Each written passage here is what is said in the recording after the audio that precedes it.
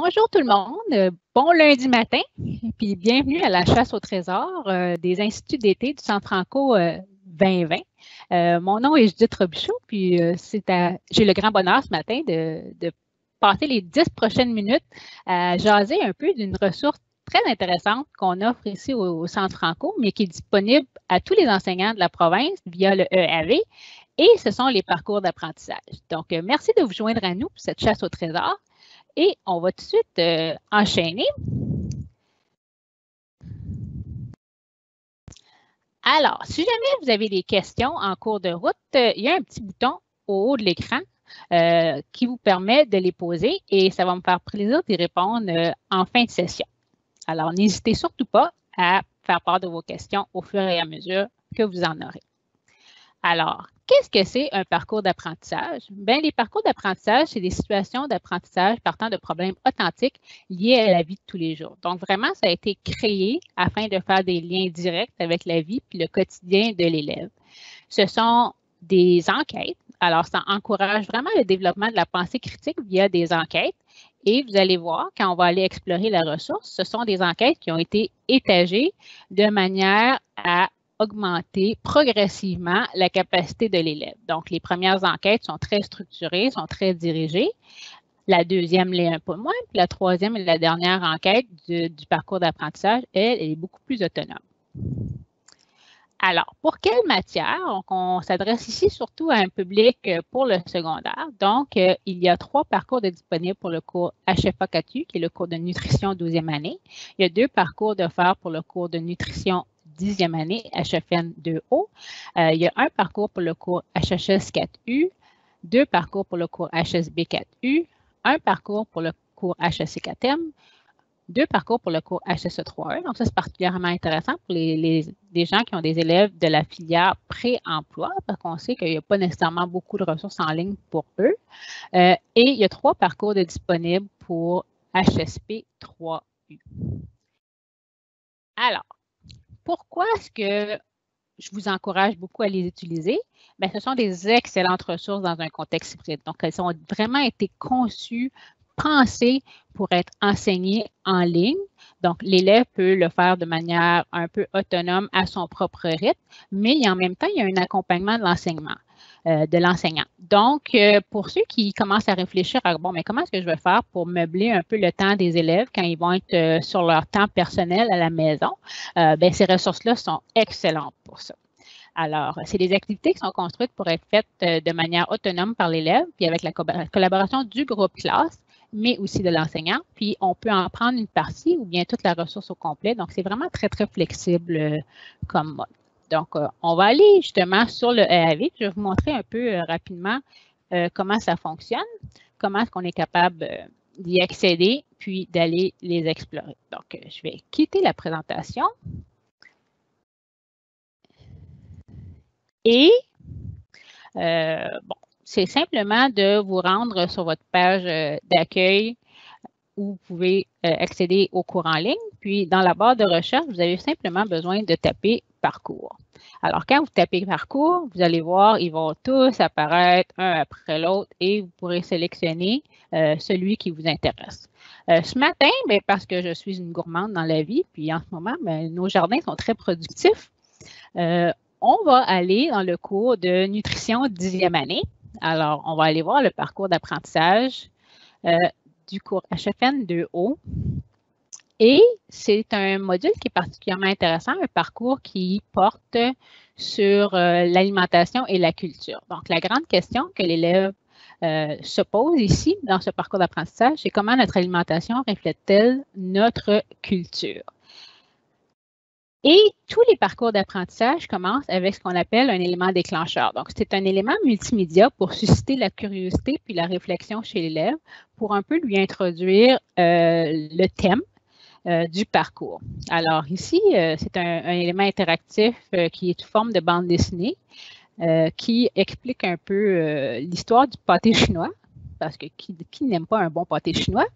Et en même temps, ça nous permet aussi de commencer à réfléchir aux liens entre la culture et l'alimentation. Donc, c'est un petit élément interactif dans lequel l'élève a une petite bande dessinée à lire.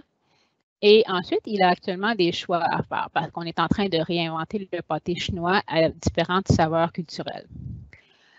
Ensuite, on présente à l'élève la tâche d'évaluation sommative qu'il a à accomplir pour ce parcours d'apprentissage. Donc, si vous pouvez vous imaginer, tous les parcours sont structurés en ce qu'on appelle une cascade. Donc, il y a toujours une grande tâche qui est la tâche d'évaluation sommative. Puis ensuite, elle est divisée en 3 enquêtes. Et ces enquêtes-là sont vraiment formatives et ça va permettre à l'élève d'accumuler toutes les informations nécessaires pour pouvoir répondre à la tâche d'évaluation sommative et aussi d'acquérir les compétences nécessaires pour y arriver. Alors, le défi qu'on donne à l'élève ici, c'est de concevoir une affiche éducative pour faire la promotion d'une recette mettant en valeur les produits locaux et tient compte de ta culture ainsi que des recommandations du Guide alimentaire canadien dans ta création. Que si l'élève clique ici, il va recevoir davantage de consignes sur exactement ce à quoi on s'attend de lui. Vous, en tant qu'enseignant, vous pouvez certainement modifier aussi les attentes et les consignes si jamais vous trouvez que ça manque de précision ou vous voulez la rendre un petit peu plus particulière à vos élèves. Alors, voici les 3 enquêtes que l'on présente. Donc, dans un premier temps, on fait des liens entre l'alimentation et la culture. Ensuite, on essaie de comprendre justement qu'est-ce que ça veut dire, le mariage des traditions, des besoins nutritionnels d'une personne dans une recette. Et finalement, on cherche à trouver pourquoi est-ce qu'on voudrait utiliser des produits locaux. Alors, c'est vraiment 3 enquêtes distinctes. Donc, en tant qu'enseignant, on pourrait décider d'en faire seulement une enquête. Donc, c'est pour ça que je dis que c'est un modèle qui est relativement flexible parce qu'on peut prendre ce qui nous intéresse ou on peut vraiment faire l'ensemble de la ressource. Alors, quand j'accède à la première enquête qui se trouve ici, toutes les enquêtes sont toujours structurées de la même façon, peu importe le parcours que vous avez choisi. Alors, la première étape, on demande à l'élève de trouver des recettes de mets que dégustent traditionnellement ses ancêtres et choisit une de ces recettes et adapte-la aux tendances actuelles. Donc, vous allez voir que dans les 3 enquêtes, on fait vraiment une étape de la grande tâche. Alors, c'est toujours structuré de la même façon. On a une tâche d'évaluation formative. Ensuite, on a toujours 3 étapes de réflexion, si on veut. Une étape qui est davantage de recherche, une étape qui est davantage d'analyse, puis ensuite une étape qui est davantage de communication. Donc, on suit vraiment le processus d'enquête en sciences sociales. Alors, ça a été vraiment conçu de cette façon-là. Puis à la fin, il y a toujours un moment où l'élève doit faire un retour sur ses apprentissages, un peu de métacognition pour voir ce qu'il a appris. Alors, rapidement, je vais simplement rentrer dans une des sections, juste pour vous montrer à quoi ça ressemble ensuite. Alors, c'est vraiment structuré pour que l'élève apprenne tous les concepts dont il a besoin. Donc, c'est structuré en ce qu'on appelle des pistes d'exploration. Donc, ces pistes d'exploration sont vraiment des petites activités que l'élève a à accomplir. Et tout ça, c'est lié aussi aux outils de D2L. Donc, si jamais vous voulez utiliser le portfolio électronique ou les forums de discussion directement imbriqués dans D2L, vous pouvez. Ou si vous êtes un conseiller qui utilise davantage Google, vous pouvez certainement exporter certains de ces éléments-là dans votre Google Classroom afin que les élèves puissent accomplir leurs tâches dans l'univers davantage Google. Alors, tous les documents sont déjà intégrés à même les pistes d'exploration. Donc, c'est pour ça que c'est bien pour le travail à la maison. L'élève a simplement besoin de cliquer et puis il y a plein de liens et de ressources qui lui sont données. Donc, ce sont des activités à compléter. Il y a des mots-clés de recherche aussi pour l'aider à faire sa recherche en ligne et finalement, il y a des suggestions de ressources pour l'aider à compléter son travail. Alors, vous aussi, en tant qu'enseignant, si jamais vous ne voulez pas utiliser l'entièreté de la ressource, vous pouvez aussi aller sélectionner seulement certaines de ces petites activités-là à faire avec les élèves. Et là, c'est pas mal ça. Alors, voilà à quoi ressemble un parcours d'apprentissage. Les thématiques sont vraiment intéressantes, donc je vous encourage fortement à aller les voir. Alors là, je retourne rapidement à ma présentation. Je sais qu'on n'a pas grand temps ensemble ce matin, mais je voulais faire le tour, vous donner un exemple d'une de ces ressources-là. Je suis de mise de vous donner un superbe indice pour pouvoir participer à la chasse au trésor. Donc, l'indice du jour, c'est à utiliser. Je répète, à utiliser. Et si jamais vous êtes à la recherche de d'autres indices, bien, je vous encourage à aller sur le site des instituts d'été où vous allez pouvoir regarder les autres présentations des ressources afin de pouvoir obtenir les autres indices. Alors, je vais passer la parole, je vais demander à Louis de me dire si on a des questions au sujet des parcours d'apprentissage. Alors, chère Judith, non, ça a l'air que c'était très clair et très beau ce matin. Alors, il n'y a pas de questions.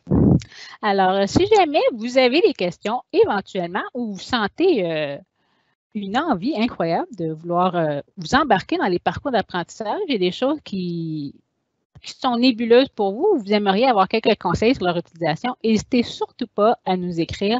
Ça va nous faire plaisir de vous accompagner dans l'utilisation de cette ressource-là. Alors, sur ce, moi, je vous souhaite une excellente semaine aux instituts d'été. J'espère que ça va être franchement ressourçant pour vous. Puis, c'est un dernier sprint, dernier moment pour se ressourcer avant que la rentrée arrive à grands pas dès la semaine prochaine. Alors, sur ce, je vous souhaite une excellente journée et j'espère que tout ça vous sera utile.